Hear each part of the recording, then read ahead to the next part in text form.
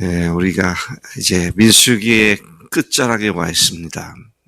출애굽부터 시작해서 40년 광야 길을 지나서 모압 평지에서 이제 모세가 그 이스라엘 땅으로 진격해 들어갔을 때 어떻게 각 지파들에게 땅을 분배할 것이며, 또 거기에서 어떻게 이 우상을 타파하고 하나님을 섬길 것인지에 대한 여러 가지 지침을 하나님께로부터 받아 백성들에게 전하고, 오늘은 그의 하나님의 대언자로서의 마지막 언저리에서 도피성, 레위인들의 목과 도피성에 관한 이 두 가지 말씀을 기록해 주고 있습니다.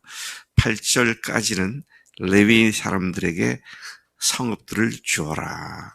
그래서 레위인들, 하나님의 성막을 수발들고 살았던 레위인들에게 각 지파들이 그들이 차지한 성읍들 중에서 일부를 떼어서 레위 지파에게 주라고 말씀을 하십니다. 그러면서 그것들 중에 6 성읍은 도피성으로 지정하여 만들 것을 말씀하셨습니다. 우리가 이미 아는 바와 같이 하나님께서는 제사 드리는 일과 또 성막을 위해 일하는 레위인들의 경우 그 일에만 전념토록 일상적인 생업을 주지 않고 그 일에만 전념하도록 다른 지파들과 같이 땅을 분배해 주지 않았음을 우리가 잘 알고 있습니다. 그렇기 때문에 이스라엘의 모든 지파들이 그들의 생계를 책임지도록 그들이 땅을 분배해 주지 않았기 때문에 그들이 받은 땅과 성읍 등 일부를 레위인들에게 주도록 그렇게 명령을 하셨습니다. 아직 이스라엘이 모압 평지 요단 건너편 동쪽에 있을 때 하나님께서 모세에게 말씀하셨다.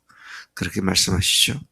그래서 모세가 처음 이스라엘을 애굽에서 구출해낼 때부터 이제 그들과 작별하게 된 날까지 계속 똑같은 표현이 나오는데, 여호와께서 모세에게 말씀하여 이르시되, 여호와께서 모세에게 명령하시니라.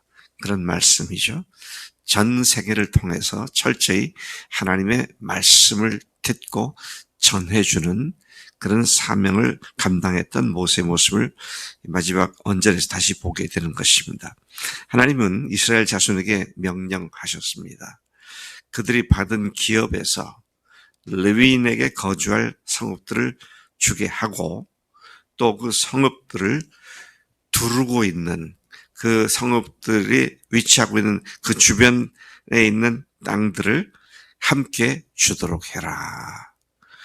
그래서 성읍은 달랑 주면 거주할 땅만 주니까 어렵겠죠. 하나님께서 그런 것들을 역시 배려하셔서 그 성읍으로부터 시작해서 동서남북으로 2000규빗의 땅을 함께 주어라. 2000규빗이면 한 규빗이 대충 그냥 50cm 정도로 40 몇 점 이렇게 계산 나옵니다만 50cm 정도라고 하면 2000규빗이면 1kg죠. 1kg.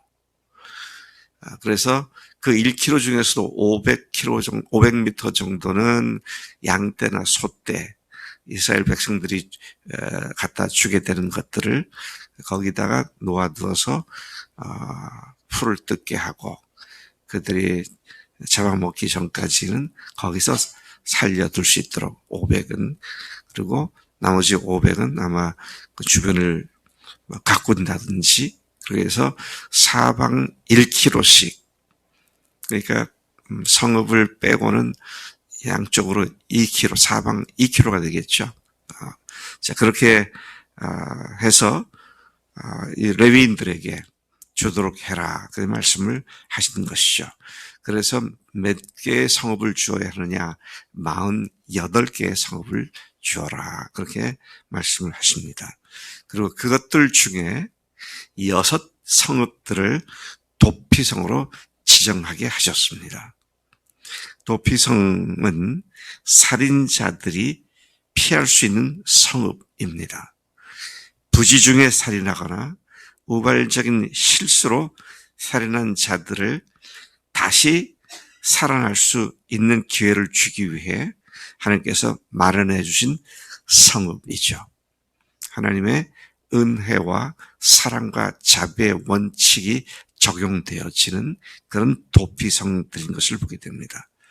그리고 각 지파들이 레위인들에게 성읍들을 줄 때에는 많이 받은 지파들은 많이 주고 적게 받은 지파들은 적게 주는 그런 원리에 따라서 떼어주라고 하시면서 각기 받은 기업을 따라 그 성읍들을 레위인에게 주라고 하셨습니다. 베냐민 지파는 제일 적게 줬을 것 같고요. 유다 지파나 루벤 지파는 많이 줬을 것 같습니다. 왜? 점령한 땅이 크니까요. 자, 그렇게 도피성을 세워 그들로 하여금 살인자들, 실수로 또 고의가 아닌 부지 중에 살인한 자를 다시 살릴 수 있도록 그렇게 하라고 말씀하십니다. 자, 그렇게 해서 언제까지 그렇게 하느냐? 그와 같은 사실을 정식으로 살인자가 회중 앞에서 판결을 받기까지 죽지 않게 하기 위해서 그렇게 한다. 말씀하시죠. 도피성만 들어가면 무조건 사는 건 아닙니다. 실질적으로 의도적인 살인자들이 그를 피하면은 안 되잖아요. 그러나 피해 있는 동안은 그대로 살려두지만 이제 판결을 하죠. 그래서 자초지종을 살피고 이 사람이 실수였는지 부지 중에 그렇게 했는지 아니면 의도적으로 고의적으로 살인을 했는지 자 이것을 판결을 한 뒤에 제사장들이 판결한 뒤에 그 다음에 무죄다 그러면 이제 도피성에서 나와서 자기 고향으로 또 갈 수 있고 자유인으로도 살 수 있는 것이죠. 그래서 하나님께서는 참 합리적이고요. 더 의로우신 하나님인 것이 분명합니다. 한 생명이라도 억울하게 죽임을 당하지 않도록 살인한 사람들 중에서도 살려줘야 할 사람들을 위해서 이 도피성을 만들어 주신 것이죠. 도피성은 뭐의 상징인가요? 예수님의 상징이죠. 예수님 안에 우리가 들어갈 때 우리 모든 죄를 용서받고 다시 새 생명 가운데 살 수 있는 것처럼 이 도피성을 통해서도 예수님의 상징을 우리에게 미리 말씀해 주신 것을 보게 됩니다. 아무리 큰 죄를 지었다 할지라도 그 원인과 과정에서 고의성이 없거나 실수로 사람을 죽인 사람들까지도 살인자라는 죄의 목에 걸어서 죽임을 당하는 일이 없도록 도피성을 만들어 주신 것이다 하는 것이죠. 아까 예수님이 이 도피성이 우리 예수님의 상징이다 그랬는데 이 도피성과 예수님께서 우리에게 주신 은혜는 사실 비교가 안 됩니다. 우리는 고의로 죄를 진 것도 주님 안에 용서받잖아요. 죄 짓는 게 너무 좋아가지고 이것만 죄를 짓고 회개하면 되지라고 이거 완전 고의입니다. 이걸 고범죄 옛날 개혁성에 고범죄라고 말을 합니다. 그런 것까지도 용서해 주시는 주님이신데 그러나 여기 구약에서는 도피성을 통해서 하나님의 무한한 용서와 사랑의 상징을 이렇게 보여주신 것을 보게 됩니다. 이 도피성들을 가나안 땅을 볼 때 어떻습니까? 요단 강과 요단 계곡 동쪽과 서쪽에 두 지파 반은 동쪽에 이미 정착을 했고요. 또 서쪽에 이제 9지파 반이 정착을 하게 되잖아요. 근데 지도를 보면 동쪽에 있는 땅이 굉장히 넓습니다. 네, 두 지파 반이 점령한 땅이 꽤 넓어요. 그리고 서쪽은 거기보다는 좀 넓지만 9지파 반이 복잡거리면서 이제 그 땅을 차지하게 되는데, 그만큼 복잡거린다는 얘기는 뭡니까? 거리가 짧다는 얘기죠. 짧으니까 거기는 세 성읍을, 저쪽은 넓으니까 세 성읍을 반반 6개를 지정하신 하나님의 배려를 또한 여기서 살펴볼 수가 있습니다.